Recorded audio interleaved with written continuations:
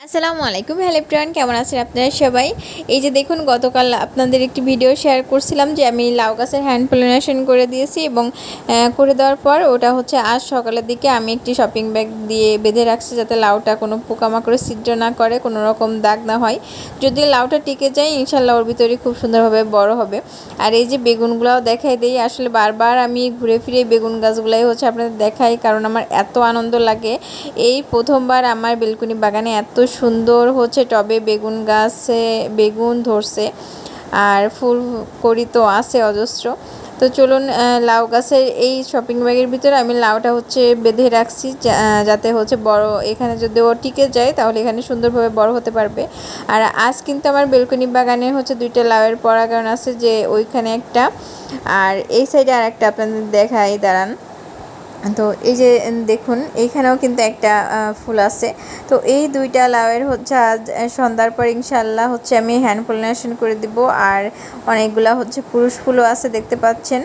দুইটা লাউয়ের জন্য আমার একটি ফুল দিয়ে হচ্ছে দুইটা লাউ পরাগায়ন করা যায়, কিন্তু যেহেতু আমার বেলকনিতে অনেকগুলাই হচ্ছে পুরুষ ফুল ফুটবে, তো আমি কিন্তু দুইটা লাউয়ের জন্য দুইটা পুরুষ ফুল দিয়েই হচ্ছে পরাগায়ন করে দেবো ইনশাল্লাহ। আর এই যে দেখুন, পিচি পিচি অনেকগুলো লাউ যেখানে সেখানে পাতার আড়ালে হচ্ছে লুকিয়ে আছে, যে দেখুন এই যে এইখানে একটা লাউ, আবার হচ্ছে উপরের পাতার গোড়ায় এখানে একটা লাউ দেখুন, আবার এই সাইডেও যে পিচ্ছি একটা লাউ, মানে অনেকগুলাই লাউ আসছে মাশাল্লাহ। গাছে যেখানে সেখানে হচ্ছে লুকিয়ে আছে ওরা। এই যে এইখানে একটা লাউ পিচ্ছি, আবার দেখা যায় উপরের দিকেও আছে। এভাবে অনেকগুলাই হচ্ছে লাউ চলে আসছে, যে এই একটা।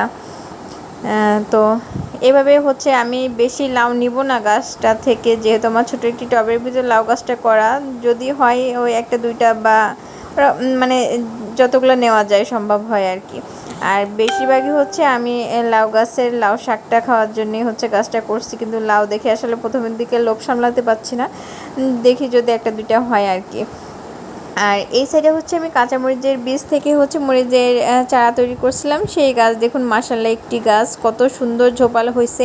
এবং হ্যাঁ, আমি কিন্তু কোনো রকম কাটিং করিনি, কাটিং ছাড়াই কিন্তু গাছটা দেখুন মাশাল্লাহ খুব সুন্দরভাবে হচ্ছে ওর মতো করে নিজের মতো করে ঝোপালো হয়েছে, এবং অনেক কড়ি চলে আসতেছে, দেখতে পাচ্ছেন যে নতুন নতুন কড়ি ছাড়তেছে। আবার এই গাছটা এটাও কিন্তু আমি কাটিং করি নাই, নিচ থেকেই মাশাল্লাহ খুব সুন্দরভাবে ঝোপালো হচ্ছে, এটাও হচ্ছে ওই একই মরিচের বীজ থেকে তৈরি। আর এ হচ্ছে আমার লাউ গাছের বর্তমান অবস্থা, এইভাবেই চলতেছে। এখনও সরিষার খোল চলতেছে এবং কলার খোসার লিকুইড তরসারটা এখনও পর্যন্ত দেয়নি।